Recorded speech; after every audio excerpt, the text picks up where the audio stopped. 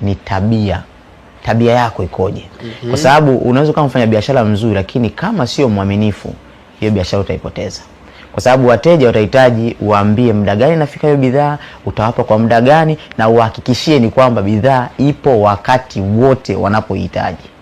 Maana tatizo lao linapokuepo, ukiitatua ndo utazidi kupata fursa za wateja wengi zaidi. Watu wengi, wafanya biashara wengi wanapoteza fursa nyingi kwenye maisha, kwenye bidhaa zao, kwenye biashara zao, ni kwa sababu wanakosa uaminifu. Anaweza kumwambia mteja kuna bidhaa inakuja muda fulani, lakini isije. Ukiangalia mafundi cherehani wengi wanapoteza wateja wengi. Kwa nini? Ni kwa sababu watawaambia uje baadaye, anafika huo muda anaendelea na biashara zingine. Lakini kwa tabia nyingine ya pili ya muhimu, unahitaji tabia ya ubora. Na nimeandika kitabu kinaitwa Roho ya Ubora, kwamba ujue kabisa katika kinachokifanya, utofauti wangu mimi na watu wengine ni ubora wangu.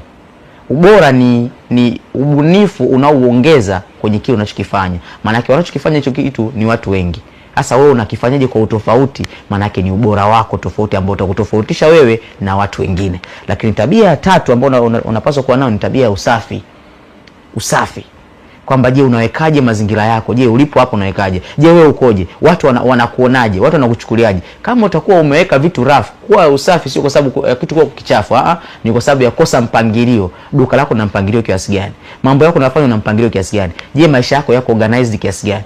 Una mpangilio wa namna gani? Watu wanapenda watu wenye mpangilio. Huu unaita pia ni usafi.